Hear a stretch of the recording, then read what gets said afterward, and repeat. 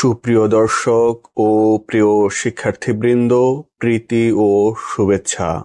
বাংলার বাঘ হিসাবে খ্যাত বাঙালির প্রাণপ্রিয় নেতা, বাঙালি জাতীয়তাবাদের অগ্রদূত এবং বাংলাদেশের স্বাধীনতার বীজ রোপণকারী প্রস্তাব লাহোর প্রস্তাবের উত্থাপক শেরে বাংলা একে ফজলুল হক, যিনি 1873 সালের 26 অক্টোবর বরিশালের সাতুরিয়া গ্রাম, যেটি বর্তমানে ঝালকাঠি জেলার রাজাপুরের অন্তর্গত, সেই গ্রামের এক সম্ভ্রান্ত মুসলিম পরিবারে জন্মগ্রহণ করেন।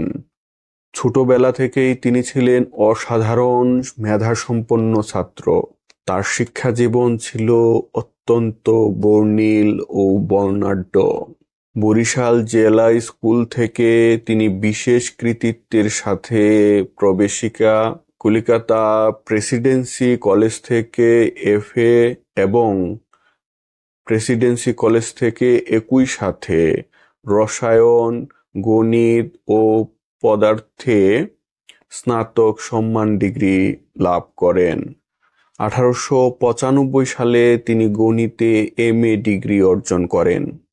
1896 সালে তিনি কৃতিত্বের সহিত আইন পরীক্ষায় উত্তীর্ণ হন এবং 1900 সালে তিনি কলকাতার বিখ্যাত আইনজীবী স্যার আশুতোষ মুখোপাধ্যায়ের জুনিয়র হিসেবে কলিকাতা হাইকোর্টে আইন ব্যবসা শুরু করেন।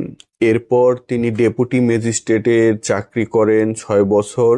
তবে চাকুরির বাধা ধরা নিয়ম ও তোষামোদী তাকে আকৃষ্ট না করায় তিনি চাকরি ছেড়ে দিয়ে পুনরায় আইন ব্যবসা শুরু করেন এবং অতি দ্রুত সাফল্য অর্জন করেন। 1911 সাল থেকে তিনি রাজনীতিতে সক্রিয় হন। 1913 সালে তিনি বঙ্গীয় প্রাদেশিক আইন পরিষদ ও সর্বভারতীয় আইন পরিষদের সদস্য নির্বাচিত হন। শুরু হয় তার সফল রাজনৈতিক জীবন।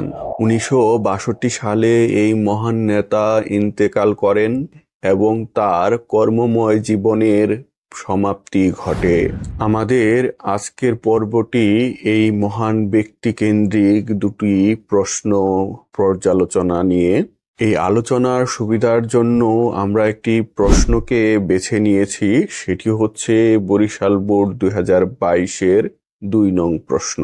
আমরা প্রথমেই আলোচনা করব উক্ত প্রশ্নের গ নং প্রশ্নটির উত্তর নিয়ে। গ নং প্রশ্নটি হচ্ছে, উদ্দীপকে বর্ণিত বৈশিষ্ট্যের আলোকে সংশ্লিষ্ট রাজনৈতিক ব্যক্তিত্বকে চিহ্নিত করো। শিক্ষাক্ষেত্রে তার অবদান সমূহ ব্যাখ্যা করো। এবার ব্যাখ্যাটি দেখে নেওয়া যাক। উদ্দীপকে বর্ণিত বৈশিষ্ট্যের আলোকে সংশ্লিষ্ট রাজনৈতিক ব্যক্তিত্ব হলেন শেরে বাংলা একে ফজলুল হক। কেননা তিনি কৃষক প্রজা পার্টি, ঋণ সালিসি বোর্ড, লাহোর প্রস্তাবের উত্থাপক এবং নিখিল বঙ্গ প্রজাস্বত্ব আইন প্রণয়ন করেছিলেন। শিক্ষাক্ষেত্রে শেরে বাংলা একে ফজলুল হকের অবদান ছিল অপরিসীম। তিনি ছিলেন অত্যন্ত শিক্ষানুরাগী। তার নেতৃত্বে গ্রাম বাংলায় বহু শিক্ষা প্রতিষ্ঠান ও শিক্ষা সম্পর্কিত অবকাঠামো গড়ে উঠেছিল। বরিশালের চাখার কলেজ, মুন্সিগঞ্জের হরগঙ্গা কলেজ, শিবগঞ্জের আদিনা ফজলুল হক কলেজ তারই অবদান। এছাড়া তিনি অবিভক্ত বাংলার শিক্ষামন্ত্রী হিসাবে কলকাতায় ইসলামিয়া কলেজ প্রতিষ্ঠা ও মুসলিম শিক্ষা তহবিল গঠন করেন। মহিলাদের শিক্ষা বিস্তারে তিনি কলকাতায় লেডি ব্রেবোন কলেজ এবং ঢাকায় ইডেন কলেজ স্থাপন করেন।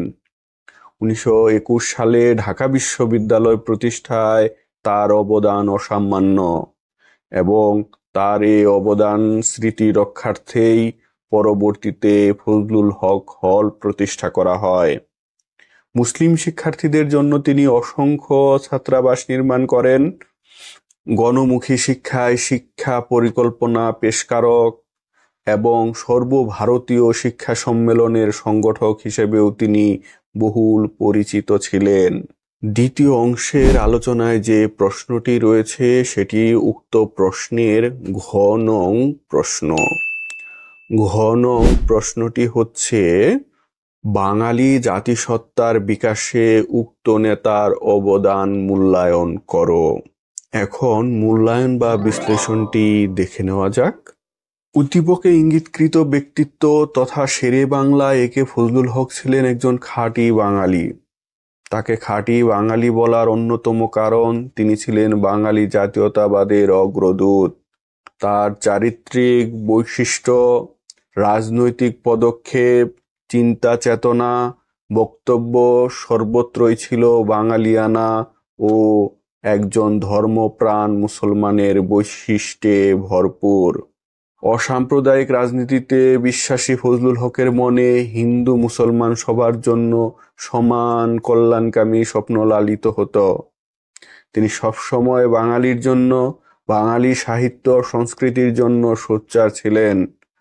বাঙালির পৃথক রাজনৈতিক অস্তিত্ব প্রতিষ্ঠার স্বপ্নকে বাস্তবায়িত করার জন্যই ঐতিহাসিক লাহোর প্রস্তাব উত্থাপনকালে তিনি ভারতের উত্তর পূর্বাঞ্চলে একটি পৃথক রাষ্ট্র স্থাপনের দাবি উত্থাপন করেন। এজন্যই বলা হয় যে লাহোর প্রস্তাবের মধ্যেই স্বাধীন সার্বভৌম বাংলাদেশের বীজ নিহিত ছিল। তার সুযোগ্য নেতৃত্বে বাঙালি জাতীয়তাবাদের যে বীজ রূপিত হয়েছিল তা পরবর্তীকালে ভাষা আন্দোলনের মধ্য দিয়ে সুদৃঢ় হয়ে ওঠে। ডাল ভাতের কর্মসূচি বাঙালির নিজস্ব সৃষ্টি।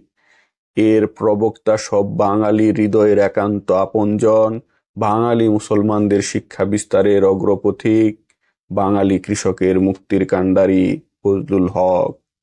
তার চিন্তা চেতনা, কর্ম, উদ্দেশ্য, অবস্থান সবই ছিল বাঙালি কেন্দ্রিক। আর তাই মানবতাবাদী ও অসাম্প্রদায়িক ফজলুল হককে নিয়ে আচার্য প্রফুল্লচন্দ্র রায় বলেছিলেন, মাথার চুল থেকে পায়ের পাতা পর্যন্ত শেরে বাংলা একে ফজলুল হক একজন খাঁটি বাঙালি। এই মহান ব্যক্তিকেন্দ্রিক আজকের আলোচনা এ পর্যন্তই। আশা করি ভিডিওটি আপনাদের ভালো লেগেছে। ভিডিওটি ভালো লাগলে অন্যদের সাথে শেয়ার করুন, লাইক কমেন্ট করতে ভুলবেন না। আর যারা এখনো আমার চ্যানেলটি সাবস্ক্রাইব করেননি, অনুগ্রহপূর্বক সাবস্ক্রাইব করে নিন। আপনাদের সকলের সুস্বাস্থ্য ও নিরাপদ জীবন প্রত্যাশা রেখে আজকের মতো শেষ করছি। আল্লাহ হাফেজ।